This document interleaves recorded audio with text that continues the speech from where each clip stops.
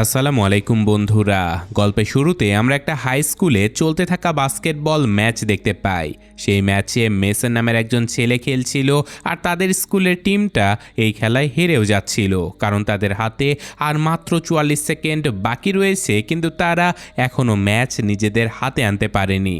তখনই coach dean নামের ছেলেটাকে বলে যে বল ছিনিয়ে নিয়ে তাড়াতাড়ি মেসনকে পাস করবে, কারণ ও আমাদের টিমের বেস্ট শুটার। তাই সকল ছেলেরা এই প্ল্যান ফলো করতে শুরু করে, আর খুবই জলদি মেসন 2 পয়েন্টও করে ফেলে। কিন্তু তখনই তার নজর দর্শকদের ভিড়ে দাঁড়িয়ে থাকা একজন জ্বলন্ত মানুষের উপরে গিয়ে পড়ে। যাই হোক, এরপরেও গেম চলতে থাকে, আর ডিন আবারও মেসনকে বল দিয়ে দেয়, কিন্তু মেসন একেবারে শেষ সেকেন্ডে বলটা ছুঁড়েও মারে। কিন্তু ঠিক তখনই সে জ্বলন্ত মানুষটা আবারও তার সামনে এসে দাঁড়ায়।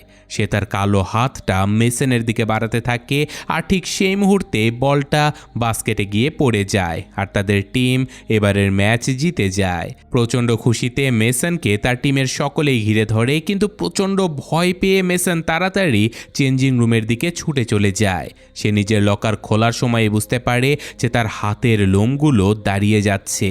সে লকারের সকল জিনিসপত্রগুলো বাইরে ছুঁড়ে ফেলতে থাকে, আর শেষমেশ তার হাতে একটা অদ্ভুত জিনিস এসে পড়ে।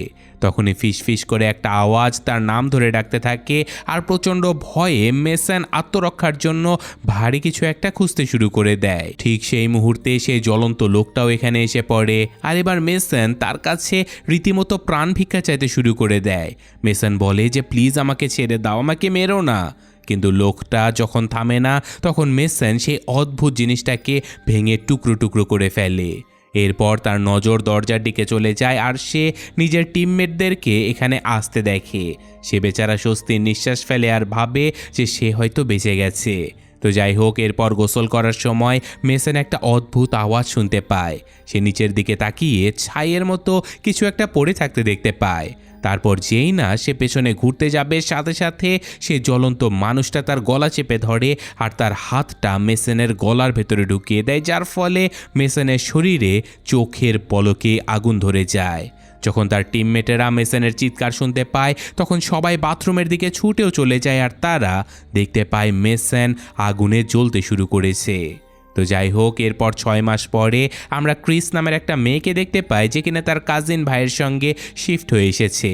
সে জানালার পাশে বসে স্কেচ করছে, আর তখনই হঠাৎ করে সে নিজের ভাবনায় হারিয়ে যেতে শুরু করে।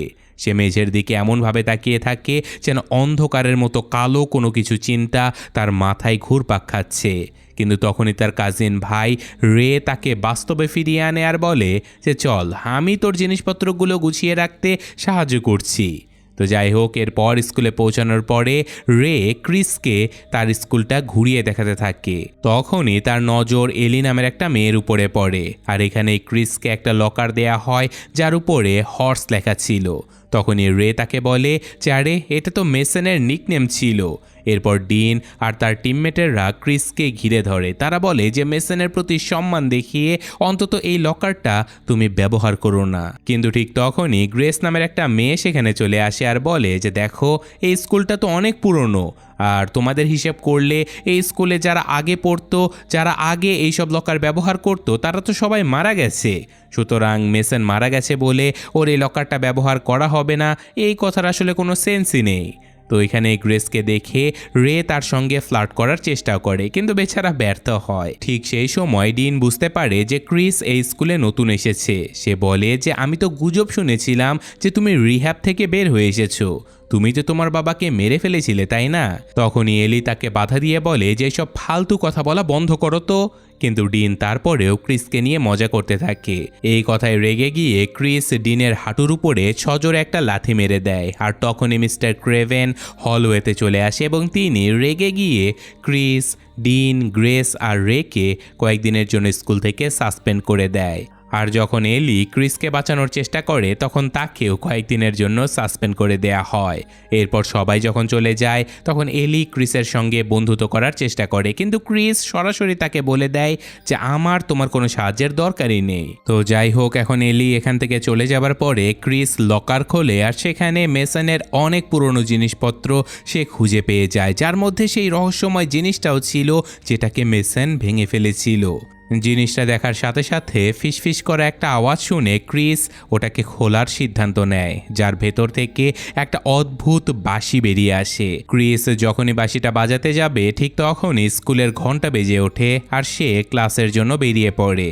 আর এখন দুপুরবেলা ক্রিস ক্লাসে একটু দেরিতে পৌঁছায়। যখন সে নিজের ব্যাগটা টেবিলের উপরে রাখে তখনই বাঁশিটা ব্যাগ থেকে বাইরে বেরিয়ে আসে। ডিনের মনে হয় যে এটা হয়তো কোনো স্মোক করার পাইপ হতে পারে, তাই সে মিস্টার ক্রেভেনকে এটা বলে দেয়। এদিকে মিস্টার ক্রেভেন সে বাঁশিটা মনোযোগ দিয়ে দেখতে থাকে আর বলে যে আরে এটাকে দেখে তো কোনো মিউজিক্যাল ইনস্ট্রুমেন্ট বলে মনে হচ্ছে। তারপর তিনি নিচে লেখা অদ্ভুত সেই অক্ষরগুলো দেখে বোঝার চেষ্টা করে যে এটা আসলে কি জিনিস। এখানে মিস্টার ক্রেভেন যখন এই অদ্ভুত অক্ষরগুলো পড়ে শোনায় তখন গ্রেস সেগুলোকে ইন্টারনেটে সার্চ করতে শুরু করে আর সেখান থেকে তারা জানতে পারে যে এই কথাটার অর্থ হলো মৃত কাউকে ফিরিয়ে আনা। তো যাই হোক, এখন এই বাঁশিটার দাম আন্দাজ করার জন্য ক্রেভেন বলে ওঠে যে আমি এই বাঁশিটা আমার কাছে রেখে দিচ্ছি। সে আরও বলে যে ক্রিস এটা স্কুলের লকারে পেয়েছে। সে সকল স্টুডেন্টদের তাড়াতাড়ি এখান থেকে চলে যেতে বলে আর সাথে একটা প্রবন্ধ লেখার কাজও দিয়ে দেয়। তো এখন বাচ্চারা চলে যাবার পরে ক্রেভেন অনলাইনে সেই বাঁশিটার সম্পর্কে সার্চ করতে থাকে এবং সে জানতে পারে যে এই বাঁশিটা আসলে অনেক দামি ছিল। তাই সে বাঁশিটা বিক্রি করার প্ল্যান করে, কিন্তু তখনই সে তার নাম ফিসফিস করে বলছে এমন একটা আওয়াজ শুনতে পায় যা তাকে বাঁশিটা বাজাতে বাধ্য করে ফেলে। ক্রেভেন যখনই ওই বাঁশিটা বাজাতে যায় তখনই তার জানালায় ফাটল ধরে যায়, যা দেখে সে খুবই ঘাবড়ে যায় এবং সে বাঁশিটা আবারও রেখে দেয়। কিন্তু ক্লাসরুম থেকে বের হবার আগেই সে অনলাইনে বাঁশিটা বিক্রি করার একটা ডিল ডান করে ফেলে। ওদিকে বাইরে গ্রেস সবাইকে বলে যে পরে দেখা হবে। তারপর যখন বাকি সবাই চলে যায় তখন রে ক্রিসকে বলে ওঠে যে তোমার বাবার সাথে যা কিছু হয়েছে সেটা তোমার ভুল ছিল না। কিন্তু ক্রিস এই ব্যাপারে একেবারে কোনো কথা বলতে চায় না। ঠিক সেই সময় রের মনে পড়ে যায় যে সে কিছু একটা ভুলে গেছে আর সে তাড়াতাড়ি আবারও ক্লাসরুমের দিকে ফিরে যায়। সেখানে সে ক্রেভেনের ল্যাপটপটা খোলা অবস্থায় দেখতে পায়, যেখানে সে ওয়েবসাইটে বাঁশিটার দাম দেখতে পাচ্ছিল। আর তখনই রে একটা আইডিয়া পেয়ে যায়। এর মধ্যে ক্রিসের কাছে নোয়া চলে আসে, যে কিনা নিজের ধর্ম প্রচার করার কাজ করত।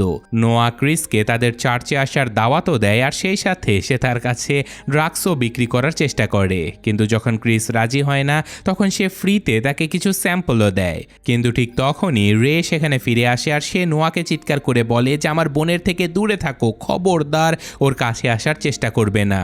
এই ব্যাপারটা নিয়ে নোয়ার সঙ্গে তার রীতিমতো মারামারি বেঁধে যায়, কিন্তু রে নোয়ার সাথে কোনোভাবেই পেরে উঠছিল না। নোয়া খুব সহজেই মারামারিতে তাকে হারিয়ে দেয় আর এক পর্যায়ে সে রেকে একটা গাড়ির উপরে আছড়ে ফেলে আর তারপর একটা ছুরি বের করে নিজেকে ঈশ্বরের পাঠানো লোক বলে দাবি করে।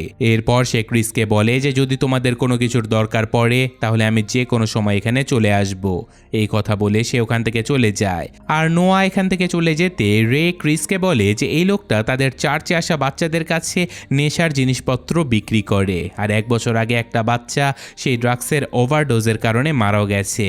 তো যাই হোক, সন্ধ্যের সময় ক্রেভেন জানতে পারে যে বক্সের ভেতর থেকে বাঁশিটা গায়েব হয়ে গেছে। সে বাঁশিটা সকল জায়গায় খোঁজে কিন্তু কোথাও খুঁজে পায় না। তারপর সে একটা অদ্ভুত আওয়াজ শুনতে পায় আর সে ভাবে যেটা হয়তো ঝাড়ুদার হতে পারে। কিন্তু যখন সে আওয়াজটা ফলো করে বাইরে চলে যায় তখন সে অন্ধকারে একটা অদ্ভুত আকৃতি দেখতে পায়। হঠাৎ করে ক্রেভেন নিজের কাঁধে কারো হাত অনুভব করে আর সে প্রচণ্ড ভয় পেয়ে যায়। কিন্তু সে আসলে ঝাড়ুদার ছিল। কিন্তু ততক্ষণে সেই রহস্যময় আকৃতিটা দূর থেকেই গায়েব হয়ে গেছে। তাই ক্রেভেন ভাবে যে এটা হয়তো শুধু তার মনের ভুল হতে পারে। তারপর সে আবারও ক্লাসরুমে ফিরে আসে আর সে খেয়াল করে যে সে নিজের নিঃশ্বাস দেখতে পাচ্ছে। এরপর সে যখনই ঘোরে তখনই সে একটা ভয়ঙ্কর শয়তান দেখতে পায় যার মুখ থেকে অদ্ভুতভাবে রক্ত বের হচ্ছে। এই ভয়ঙ্কর শয়তানটা ক্রেভেনকে 2 হাতে ধরে তার ফুসফুস একেবারে চেপে ধরে যতক্ষণ না সে মারা যায়। তখনই সে ঝাড়ুদার দরজার পাশ দিয়ে চলে যায়, কিন্তু সে কিছুই দেখতে পায় না। ওদিকে ক্রেভেনের মুখ দিয়ে রক্ত বের হতে শুরু করে আর দেখতে দেখতে ক্রেভেনও একেবারে শয়তানের রূপ ধারণ করে আর সে নিচে পড়ে যায়। এদিকে ক্রিসের বাড়িতে জানাজানি হয়ে যায় যে রে বাঁশিটা চুরি করে নিয়েছে। তখন ক্রিস তাদের সঙ্গে একেবারে মজা করতে নিষেধ করে দেয়। ক্রিস তাদেরকে বলে যে দেখো আমি একটু আরাম করব, তোমরা আমার সঙ্গে মজা করো না। কিন্তু সে দূরে তাকিয়ে অ্যালিকে দেখতে পায় যে কিনা ওই সময় ডায়াবেটিসের ইঞ্জেকশন নিজের পায়ে নিচ্ছিল। এসব কিছু দেখে ক্রিসের ভাই টিমি তাদের পার্টিতে উকি দেবার চেষ্টাও করে, কিন্তু তারা তাকে তার রুমে আবারও ফেরত পাঠিয়ে দেয়। এদিকে যখন ক্রিস সবাইকে বলে যে এখন আমার এখান থেকে যাওয়া উচিত, তখন অ্যালি তাকে থামানোর জন্য রাজি করার চেষ্টা করতে থাকে। ওই সময় আবার ডিন গ্রেসকে ডেয়ার দেয় বাঁশিটা বাজানোর জন্য, আর যখনই সেই বাঁশিটা ওরা বাজায় তখন সকল মানুষেরা নিজেদের কান বন্ধ করে নেয়, কারণ একটা যন্ত্রণাদায়ক আওয়াজ কয়েক সেকেন্ড ধরে বাজতে থাকে। যখন এইসব কিছু শেষ হয় তখন ডিন সবাইকে চুপ থাকতে বলে, কারণ সে অন্য কিছু শুনতে পাচ্ছিল। কিন্তু তখনই বাকি সবাই মন দিয়ে শুনতে শুরু করে, আর ডিন তখন একটা আওয়াজ বের করে তাদেরকে চমকে দেয়। তো যাই হোক, এরপর ক্রিস ওখান থেকে চলে যায় আর অ্যালিও তার পিছু পিছু যেতে থাকে যাতে করে তাকে হারভেস্ট ফেস্টিভ্যালে আসার জন্য ইনভাইট করতে পারে। সে ক্রিসকে বলে যে তুমি যদি আসো তবে আমার খুবই ভালো লাগবে। ক্রিস যখন হ্যাঁ বলে তখন অ্যালি ওখান থেকে চলে যায়, আর এরপর ক্রিস রেকে জিজ্ঞাসা করে যে অ্যালিকে ছেলেদের পছন্দ করে নাকি মেয়েদের, কিন্তু রের কাছে এর কোনো জবাবই ছিল না। তো যাই হোক, বাড়িতে পৌঁছে ক্রিস অ্যালিকে মেসেজ করতে চায়, কিন্তু সে তাকে কি লিখবে সেটা কিছুতেই বুঝতে পারছিল না। আর তখনই সে হঠাৎ করে তার জানালার বাইরে গাছে কাউকে দাঁড়িয়ে থাকতে দেখে। সে প্রচণ্ড ভয় পেয়ে যায়, কিন্তু তখনই রে হঠাৎ করে রুমে আসতে সে চমকে যায়। তারপর সে যখন পুনরায় গাছের দিকে তাকায় তখন সেখানে কেউ ছিল না। ঠিক তখনই অ্যালির মেসেজ এসে তার ফোনের রিংটোন বেজে ওঠে, আর এটা দেখে ক্রিস একটু ঘাবড়ে যায়, কারণ সে আসলে মজা করতে গিয়ে ভুল করে একটা ফ্লার্টি মেসেজ অ্যালিকে পাঠিয়ে দিয়েছিল। কিন্তু অ্যালির ওই মেসেজটা অনেক পছন্দ হয়েছে। তখনই রে ফোনটা নিয়ে নেয় আর নিজের বোনকে সাহায্য করার জন্য অ্যালিকে বিভিন্ন মিষ্টি মিষ্টি মেসেজ পাঠাতে শুরু করে। অন্যদিকে যখন ডিনও চলে যায় তখন গ্রেস নিজের প্রবন্ধ লেখা শুরু করে দেয়, কিন্তু সে বারবার একটা অদ্ভুত আওয়াজ শুনতে পায়, যেন কেউ তার নাম ফিসফিস করে ডেকে চলেছে। তার মনে হয় যে হয়তো টিমি তার সঙ্গে মজা করছে, কিন্তু যখন সে তার ভাইয়ের রুমে লাইট বন্ধ হতে দেখে তখন সে বুঝতে পারে যে এই আওয়াজগুলো আসলে টিমি করছে না। তখনই হঠাৎ একটা ভয়ঙ্কর জীব তার পেছন থেকে দৌড়ে চলে যায়, আর সে আবারও কাউকে নিজের নাম ফিসফিস করে ডাকতে শুনতে পায়। এবার সে আওয়াজটার পিছু নিতে শুরু করে আর সে টেবিলের পেছনে চেক করতে চলে যায়, কিন্তু সেখানে কিছুই ছিল না। ঠিক তখনই একটা ভয়ঙ্কর হাত এসে তাকে স্পর্শ করে আর সে ঘুরে দেখতে পায় সেখানে টিমি দাঁড়িয়ে আছে। গ্রেস ভাবে যে টিমি তো এত দূরে দাঁড়িয়ে আছে, তাহলে সে কিভাবে তাকে স্পর্শ করতে পারে। তো যাই হোক, এখন পরদিন সকালে প্রিন্সিপাল সকল ছাত্রছাত্রীদেরকে অ্যাসেম্বলির জন্য জড়ো করে আর ক্রেভেনের মৃত্যুর খবর সবাইকে জানায়। ক্রেভেনের মৃত্যুর কারণ হিসেবে ফুসফুসের ক্যান্সারকে জানানো হয়। তখনই অ্যালি তার সামনে বসে একটা মেয়েকে কাঁপতে দেখতে পায়, আর তখনই মেয়েটার ঘাড় হঠাৎ করে ভেঙে যায়। এরপর সেই মেয়েটা নিজে মাথা ঘুরিয়ে একটা ভয়ঙ্কর চেহারা তাকে দেখাতে শুরু করে। সেও অ্যালির নাম ফিসফিস করে ডাকতে থাকে। ওই সময় গ্রেস ওই বাঁশিটা ক্রিসকে দিয়ে দেয় আর অ্যালি নিজের বিভ্রম থেকে বেরিয়ে আসে। এখন সেই ভয়ঙ্কর মেয়েটা তার সামনে থেকে গায়েব হয়ে গেছে। তো যাই হোক, ক্লাসের পরে অ্যালি আর ক্রিস মেসনের বাড়িতে বেড়াতে চলে যায়, কারণ তাদের মনে হয় যে হয়তো মেসনের পরিবার সেই বাঁশিটা ফেরত চাইতে পারে। তাই তারা দরজায় নক করে, কিন্তু সেটা আগে থেকেই খোলা ছিল। মেয়েরা ভেতরে চলে যায় আর পুরনো মিউজিক শুনতে শুনতে বাড়িতে রাখা পুরনো আর দামি জিনিসপত্রগুলো দেখতে শুরু করে। তখনই হঠাৎ মেসনের দাদি আইভি তাদের পেছনে চলে আসে, আর সে কোনো হাই হ্যালো ছাড়াই তাদের উপরে রাগ করতে শুরু করে। একটা টেবিলের উপরে অনেকগুলো ঔষধের বোতল ছিল, আর যখন ক্রিস তাকে সেই বাঁশিটা দেবার চেষ্টা করে আর বলে যে আমি এটা মেসনের লকারে খুঁজে পেয়েছি, তখন আইভি বলে যে আমি সারা বিশ্ব ঘুরে দেখেছি আর পুরনো জিনিসপত্রগুলো জোগাড় করেছি। আমি আলাদা আলাদা সভ্যতা নিয়ে পড়াশোনা করেছি এটা জানার জন্য যে মানুষ মৃত্যুর সাথে কিভাবে ডিল করে। আর এখন এই বাঁশিটা তোমার, কারণ বাঁশিটা তুমি পেয়েছো, ঠিক সেভাবেই পেয়েছো যেমনটা কখনো আমি আর মেসন এই বাঁশিটাকে পেয়েছিলাম। অনেক বছর আগে আমি এই বাঁশিটা গুয়াতেমালার একটা সরু গলিতে খুঁজে পেয়েছিলাম। তখন থেকে আজ পর্যন্ত এই অপয়া বাঁশিটা আমার মেয়ে, আমার জামাই আর এখন আমার নাতিকেও মেরে ফেলেছে। এর উপর লেখা নিশানাটার আসল মানে হলো নিজের মৃত্যুকে ডেকে আনা। যখন কেউ এই দুনিয়াতে জন্মগ্রহণ করে তখনই তার সাথে সাথে তার মৃত্যুও জন্ম নেয়, কিন্তু মৃত্যু ধীরে ধীরে তার নিজের সময়ে ওই লোকটার কাছে আসে। তবে যদি কেউ এই বাঁশির আওয়াজটা শুনে ফেলে তাহলে তার মৃত্যু খুবই তাড়াতাড়ি তার কাছে চলে আসে, আর তারপর কেউ বেশি দিন বাঁচতে পারে না। এরপর আইভি সেই বাঁশিটা ক্রিসকে ফেরত দিয়ে দেয় আর বলে যে তোমার এই বাঁশিটা নিয়ে একেবারে উচিত হয়নি। তো যাই হোক, এরপর সন্ধেবেলায় মেয়েরা হাসপাতালের রেকর্ড রুমে গিয়ে পৌঁছায় আর অ্যালি ভাবতে থাকে যে মেসনের মৃত্যুটা অনেক অদ্ভুত, কারণ সে আক্ষরিক অর্থেই গোসল করার সময় পুড়ে মারা গিয়েছিল।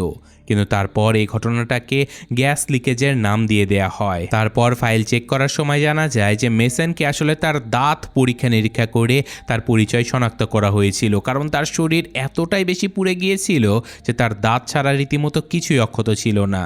ঠিক তখনই সেখানে কেউ একজন এই রুমে চলে আসে আর মেয়েরা জলদি আলমারির পেছনে লুকিয়ে পড়ে। তখনই মেসনের রিপোর্টগুলো নিচে পড়ে যায় আর ক্রিস সেগুলোর মধ্য থেকে একটা রিপোর্ট তুলে নেয় আর সেটা পড়ে সে দেখতে পারে যে মেসনের শরীরের হাড়ের গঠন অনুযায়ী তার বয়স ৪৫ থেকে ৫০ বছরের মধ্যে হবার কথা ছিল। এর মধ্যে থেকে এটা পরিষ্কার হয়ে যায় যে আইভির ওই গল্পগুলোর মধ্যে কোনো একটা ব্যাপার সত্যিই লুকিয়ে রয়েছে।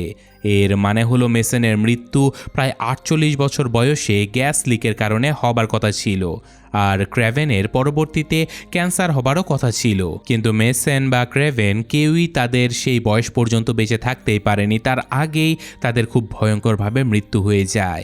এখন এই বিষয়টা মেয়েদের অন্যদেরও জানানোর দরকার পড়ে, কারণ তারা কেউ এই ভয়ঙ্কর রহস্যটা আর নিজেদের ভেতরে লুকিয়ে রাখতেই পারছিল না। এই কারণে তারা এমপ্লয়ীদের অন্য সব কাগজ দেখার আগে চুপি চুপি এখান থেকে বেরিয়ে যায়। তো যাই হোক, এদিকে হারভেস্ট ফেস্টিভ্যালের সবাই নিজ নিজ কস্টিউম পরে এসেছিল। তখনই রে গ্রেসকে খুঁজে বের করে এবং অবশেষে তাকে বলে যে আমি তোমাকে অনেক পছন্দ করি। কিন্তু গ্রেস তাকে খুবই আদরের সঙ্গে মানা করে দেয় আর তার গালে একটা চুমু দেয় এবং তারপর নিজের বয়ফ্রেন্ডের সঙ্গে দেখা করতে চলে যায়। এরপর ডিন আবার রের কস্টিউম নিয়ে মজা করতে শুরু করে আর আমাদের বেচারা হৃদয় ভাঙা প্রেমিক রে মদ খাওয়া শুরু করে দেয়। যখন অ্যালি আর ক্রিস সেখানে চলে আসে তখন নোয়া তাদেরকে বিরক্ত করার চেষ্টাও করে। এসব কিছু দেখে বিরক্ত হয়ে তখনই অ্যালি তার গোপনাঙ্গে জোরে একটা লাথি মারে আর এর বদলা নেবার জন্য নোয়া নিজের চাকুটা বের করে নেয়, কিন্তু ক্রিস তার হাতের উপরে পা রেখে তার কাছ থেকে ওই চাকুটাও ছিনিয়ে নেয়। এরপর ক্রিস তার নাকের উপরে চাকু ধরে আর সেই ছেলেটার কথা উল্লেখ করতে শুরু করে যে কিনা ওভারডোজের কারণে মারা গিয়েছিল। তো নোয়া তাদেরকে বলে যে দেখো, এইসব ব্যাপারে আমি কিছুই জানি না। এই কথা শুনে ক্রিস তার নাক কেটে দেয় আর তারপর সে চাকুটাও ফেলে দেয়। এর মধ্যেই ডিন আর গ্রেস একটা গোলক ধাঁধায় আলাদা হয়ে হারিয়ে যায়। সেখানে তাদের বারবার কস্টিউম পরা লোকেরা এসে ভয় দেখাতে থাকে। ডিন এখানে কাঠের একটা গোল বোর্ড খুঁজে পায় আর সেটা ঘুরিয়েও দেয়, যেটার রেজাল্ট আসে যে তোমরা এখন তোমাদের ভাগ্য নিজেরাই ঠিক করে নাও। তখন এই গোলক ধাঁধার মধ্যে গ্রেস একেবারে অবাক হয়ে যায় যখন সে একজন বুড়ো মহিলাকে জাদুকরি একটা আলোয় ঘেরা অবস্থায় দেখতে পায়। যখন সেই বুড়ি মহিলা তার নাম ধরে ডাকতে থাকে তখন গ্রেস ভয়ে এখান থেকে চলে যেতে থাকে, কিন্তু তারপর সে আবারও সেই বুড়ি মহিলাকেই দেখতে পায়। গ্রেস সাথে সাথে দৌড়ে চলে যায় আর সে ডিনকে সাহায্যের জন্য কল করতে থাকে, কিন্তু ডিনের মনে হয় যে তাকে কেউ কস্টিউম পরে ভয় দেখাচ্ছে। তো হঠাৎ করে সেই বুড়ি মহিলা আবার গ্রেসকে ভয় দেখিয়ে নিচে ফেলে দেয়, যার ফলে তার ফোনটাও পড়ে যায়। গ্রেস একটা বেলচা তুলে নেয় আর তখনই বুড়ি মহিলাটা নিজের হাত তুলে তার পেছনের দিকে ইশারা করে, আর যখন গ্রেস ঘুরে তাকায় তখন সে ওই মহিলাকেই তার পেছনে দাঁড়িয়ে থাকতে দেখে। তারপর সে চিৎকার করতে করতে ওই মহিলার উপরে হামলা করে দেয় আর দুজনেই মাটিতে পড়ে যায়। আর যখন গ্রেসের জ্ঞান ফিরে আসে তখন সে নিজের রক্তঝরা কপাল স্পর্শ করে আর বুঝতে পারে যে সে নিজেও ওই বেলচার আঘাতটা পেয়েছে যেটা ওই বুড়ো মহিলাটা পেয়েছিল। তখন ওই বুড়ো মহিলা আবারও হাসতে শুরু করে আর নিজের শরীর বাঁকিয়ে দাঁড়িয়ে পড়ে। সে গ্রেসের পিছু নিতে শুরু করে আর গ্রেস এবার যতটা জোরে পারছিল ততটা জোরে এখান থেকে দৌড়ে পালানোর চেষ্টা করে।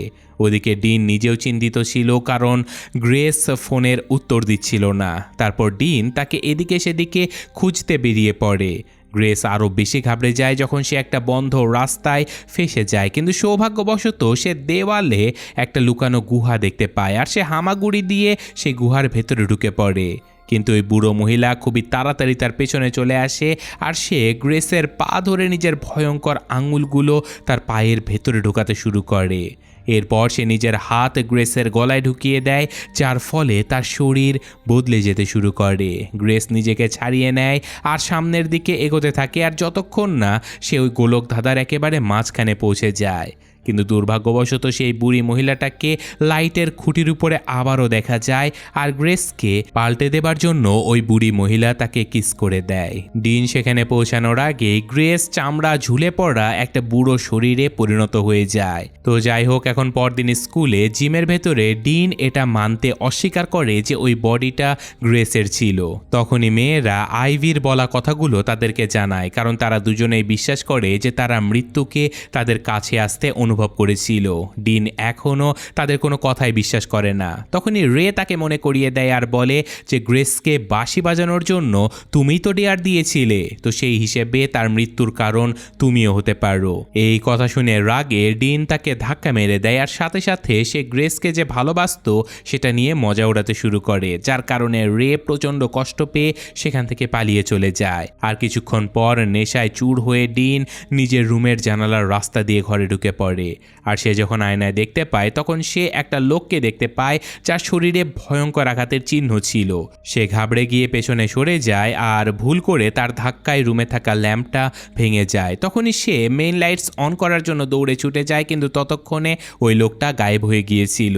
তখনই ডিনের বাবা মা দরজায় নক করতে শুরু করে আর এটা জানতে চায় যে ওটা কিসের আওয়াজ ছিল। এর জবাবে ডিন বলে যে দেখো মা, আমি শুধু স্বপ্নে দেখছিলাম। তখনই রাগে তার বাবা তাকে মদ খাওয়া আর নেশা করে গাড়ি চালানোর জন্য বকাঝকা দিতে শুরু করে। তিনি বলে যে একদিন তোর এই স্বভাবগুলোর কারণে তোকে মরতে হবে। তো যাই হোক, এই সময় আবার ক্রিসের বাড়িতে ক্রিস অ্যালিকে জিজ্ঞাসা করেছিল যে 1 বছর আগে আমি কিন্তু ড্রাগসের ওভারডোজ করে ফেলেছিলাম। আমার বাবা আমাকে তার গাড়িতে করে তাড়াহুড়ো করে হাসপাতালে নিয়ে যাচ্ছিল, কিন্তু রাস্তায় একটা ট্রাকের সঙ্গে তার অ্যাক্সিডেন্ট হয়ে যায় আর ঘটনাস্থলে বাবার মৃত্যু হয়। মাঝে মাঝে আমি ভাবি যে বাবার জায়গায় যদি আমি মারা যেতাম তাহলেই হয়তো ভালো হতো। তখনই অ্যালি তাকে সান্ত্বনা দিয়ে একটা চুমু দেয় আর দুজন একে অপরের অনেক কাছাকাছি চলে আসে। তো যাই হোক, ছাদে রে আবার বৃষ্টিতে বসে গ্রেসের ব্যাপারে চিন্তা করছিল। হঠাৎ করে সে নিজের হাতে আর টেডি বিয়ারের উপরে রক্ত দেখতে পায়, আর তারপর একটা বডিকে পিষে ফেলার মেশিনের ভেতরে যেতে দেখে। কিন্তু এই সব কিছু শুধুমাত্র তার মনের ভেতরে হচ্ছিল। তো এখন পরদিন রে আর বাকি মেয়েরা আইভির সঙ্গে দেখা করতে চলে যায়, যে কিনা বিছানায় অসুস্থ হয়ে পড়েছিল। সে বলে যে যদি এই বিপদ থামাতে হয় তবে তোমাদের নিজেদের মৃত্যু অন্য কাউকে ট্রান্সফার করতে হবে। নিজের রক্ত দিয়ে তাদের উপরে নিশান বানানোর কথা ভেবে যখন ক্রিস আয়নায় তাকায় তখন সে নিজের মৃত্যুকে ঠিক নিজের পেছনে দাঁড়িয়ে থাকতে দেখে, যার হাতে একটা অস্ত্র ছিল। যখনই সে গায়েব হয়ে যায় তখনই আইভি বিছানাতেই মারা যায়। এরপর তিনজন ভাবতে থাকে যে তাদের এখন কি করা উচিত। এখানে রে নিজের মৃত্যুকে অন্য কারো কাছে ট্রান্সফার করতে চায়, কিন্তু অ্যালির চোখে এটা আসলে একটা খুন করার মতো ছিল। সে এর বিরুদ্ধে চলে যায়। তারা এই বিষয়টা নিয়ে ঝগড়া করতে শুরু করে আর রে একা একা সেখান থেকে চলে যায়। আর এখন বাড়িতে ডিন গ্রেসের মৃত্যুর নিউজ দেখে আর সে টিভি বন্ধ করে দেয়। তার কাছে এখনও এই বিষয়টা বিশ্বাস হচ্ছিল না যে গ্রেস মারা গেছে। তখনই হঠাৎ করে তার রুমের দরজা একটুখানি খুলে যায় আর একটা ভয়ঙ্কর হাত রুমের ভেতরে উকি দিতে শুরু করে। ডিন দরজায় চেয়ার ছুঁড়ে মারে, যার ফলে তার বাবা মা সেখানে চলে আসে। ডিন তাড়াতাড়ি দরজা বন্ধ করে দেয় যাতে করে সে ভেতরে আসতে না পারে। তারপর হঠাৎ করে রুমের জিনিসপত্রগুলো নিজে থেকে নড়তে শুরু করে আর ডিনের মৃত্যুরূপী সত্তা বাইরে এসে তার মাথা চেপে ধরে। এখন তার শরীর কোনো একটা গাড়ি দুর্ঘটনার মতো কাঁপতে শুরু করে দেয়। সকল জখম ধীরে ধীরে তার শরীরে ফুটে উঠতে থাকে আর তার হাড় ভাঙতে শুরু করে দেয়। তার শরীরের অর্গানসগুলো কাজ করা বন্ধ করে দেয় আর তার বাবা মা দরজা ভেঙে ভেতরে আসার আগে ডিন মাটিতে পড়ে থাকে একটা লাশে পরিণত হয়ে যায়। এরই মধ্যে ক্রিস আর অ্যালি রেকে তার রুমে খুঁজতে চলে আসে, কিন্তু সেখানে রে ছিলই না। তারা তার রুমের ভেতরে তার স্টিলের ফ্যাক্টরিতে কাজ করার একটা ছবি খুঁজে পায় আর সেই সাথে পায় একটা কমিক বুক, যার ভেতরে একজন হিরো একটা খারাপ মানুষকে মারছিল, যা হয়তো কোনো সূত্র হতে পারে বলে তারা মনে করে। তো যাই হোক, এখন চার্চের ভেতরে রে নোয়াকে বাচ্চাদের বিদায় জানাতে দেখতে পায়। তারপর যখন সবাই এখান থেকে চলে যায় তখন রে চার্চের ভেতরে ঢুকে পড়ে। সে নিজের হাতে বন্দুক নিয়ে সবার আগে একটা টবে গুলি করে উড়িয়ে দেয়, যাতে করে সে নোয়াকে দেখাতে পারে যে সে কোনো মজা করছে না। তখনই হঠাৎ চার্চের বেল বেজে ওঠে আর রের মনোযোগ সরে যায়। ঠিক তখনই নোয়া তার উপরে ঝাঁপিয়ে পড়ে আর দুজনের মাঝে এক ভয়ঙ্কর লড়াই শুরু হয়ে যায়। রে নিচে পড়ে যায় আর নোয়া তার বন্দুক নিজের হাতে নিয়ে নেয়, কিন্তু যখন সে গুলি চালানোর চেষ্টা করে তখন বন্দুক কাজ করা বন্ধ করে দেয়। এটা দেখে রে একটা ট্রে দিয়ে নোয়াকে মারতে থাকে যাতে করে সে তাকে অজ্ঞান করে ফেলতে পারে। তো পরবর্তীতে যখন নোয়ার জ্ঞান ফিরে আসে তখন সে নিজেকে একটা স্টিল ফ্যাক্টরিতে বাঁধা অবস্থায় দেখতে পায়। এরপর রে নিজের পকেট থেকে ড্রাগস বের করে আর নোয়াকে সেগুলো গিলতে বাধ্য করে। তারপর সে নিজের হাত থেকে একটু রক্ত বের করে আর অন্য হাত দিয়ে ওই বাঁশিটা বের করে নেয়, যার ফলে তার গায়ের লোম একেবারে দাঁড়িয়ে যায়। যখন রে নোয়ার উপরে রক্ত মেশানোর নিশান বানাতে যাচ্ছিল তখনই মেয়েরা তাকে থামানোর জন্য সেখানে পৌঁছে যায়, কিন্তু সে তাদের উপরে বন্দুক তাক করে বলে পিছিয়ে যাও। নোয়া দয়ার ভিক্ষা চাইতে শুরু করে, সেই সাথে মেয়েরাও বলে যে এমনটা করো না। আর এত সব কথা শোনার পরে রে সত্যি নিজের হাত পিছিয়ে নেয়। তখনই রে বলে যে সবাইকে তো কোনো না কোনো দিন মরতেই হবে। আর এই কথা শুনে ক্রিসের মাথায় একটা আইডিয়া আসে। ঠিক ওই সময় রে নিজের নাম শুনতে পায় আর আহত হাতটাকে একটা অজানা শক্তি টেনে নিয়ে যায়। তার হাত থেকে বন্দুকটাও পড়ে যায় আর মেয়েরা তাকে বাঁচানোর চেষ্টায় আবারও তাকে চেপে ধরে, কিন্তু ততক্ষণে অনেক দেরি হয়ে গেছে, কারণ তার শরীর ভাঙতে শুরু করে ঠিক যেমনটা মেশিনের ভেতরে তার মরার কথা ছিল। যখন তার শরীরের অর্ধেক অংশ বাকি ছিল তখন তার শরীর ছিন্ন ভিন্ন হয়ে উড়ে যায়। এটা দেখে নোয়া তো অজ্ঞান হয়ে যায় আর নিজের ভাইয়ের এমন ভয়ঙ্কর মৃত্যু দেখে ক্রিস নিজেও অনেক বেশি ভয় পেয়ে যায়। আর এখন অ্যালি দ্রুত চলে আসে তাকে সামলানোর জন্য। আর অ্যালি তাকে মনে করিয়ে দেয় যে তোর মাথায় একটা আইডিয়া এসেছিল না, সেই আইডিয়াটা কি? তো এরপর মেয়েরা তাড়াতাড়ি অ্যালির গাড়ির দিকে দৌড়ে হাসপাতালে পৌঁছে যায়। আর তখনই ক্রিস নিজের প্ল্যান তাদেরকে বোঝাতে শুরু করে। সে বলে যে আমরা ইনসুলিন ব্যবহার করব, যেটা আমাদের ব্লাড সুগার কমিয়ে দেবে আর আমাদের হৃদস্পন্দন থামিয়ে দেবে। তারপর আরেকটা ইনজেকশন দিয়ে আমরা একে অপরকে আবারও বাঁচিয়ে তুলতে পারবো। এটা একেবারে মারা যাওয়ার মতোই হবে, কিন্তু হয়তো এই উপায়টা আমাদের আসল মৃত্যুকে আমাদের থেকে দূরে সরিয়ে দিতে পারবে। তো এরপর তারা দুজনেই সকল জিনিসপত্রগুলো বিল্ডিংয়ের ভেতরে নিয়ে আসে, যেখানে ক্রিস নিজের মৃত্যুকে নিজের জন্য অপেক্ষা করতে দেখতে পায়। আর ফ্যাক্টরির জিনিসপত্রগুলো ব্যবহার করে মেয়েরা সকল প্রস্তুতিও নিয়ে নেয় আর আজকে তারা দরজাও বন্ধ করে দেয়। ক্রিস প্রথমে অ্যালিকে বাঁচাতে চায়, কিন্তু অ্যালি হঠাৎ করে ক্রিসের হাতে ইনসুলিন ইনজেকশন দিয়ে তাকে চমকে দেয়, যা থেকে ক্রিস বুঝতে পারে যে তার মৃত্যু এই মুহূর্তটাকেই দেখাচ্ছিল। ক্রিসের শরীর বরফের মতো ঠান্ডা হয়ে পানির টাবে পড়ে যায় আর অ্যালি তাকে সেখানে ধরে রাখে যতক্ষণ না তার হৃদস্পন্দন পুরোপুরি থেমে যায়। যখনই সে মরতে শুরু করে তখনই ক্রিস মনে মনে নিজের পরিবারের কাছে ক্ষমা চায়। এরপর অ্যালি ক্রিসকে বাইরে বের করে আর তাকে একটা ইনজেকশন দিয়ে দেয়। এরপর সে ইলেকট্রিক শকের ব্যবহার করতে শুরু করে। আর ক্রিস যখন প্রায় জেগে উঠেছিল তখনই তার মৃত্যু তার মস্তিষ্কের দখল নিয়ে নেয়। সে তাকে মৃতই রাখতে চায়, তাই বাধ্য হয়ে অ্যালি সিপিআর শুরু করে দেয়, কিন্তু মৃত্যু ক্রিসকে শক্ত করে ধরে রাখে। ঠিক সেই সময় নোয়ার জ্ঞান ফিরে আসে আর চেয়ার থেকে সে নিজেকে মুক্ত করতে সফল হয়।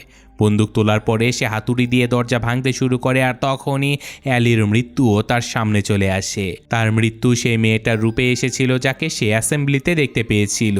ওদিকে নোয়া দরজায় একটা ফুটো করে দেয় আর নিজের হাত ওই ফুটোয় ঢুকিয়ে গুলি চালাতে শুরু করে।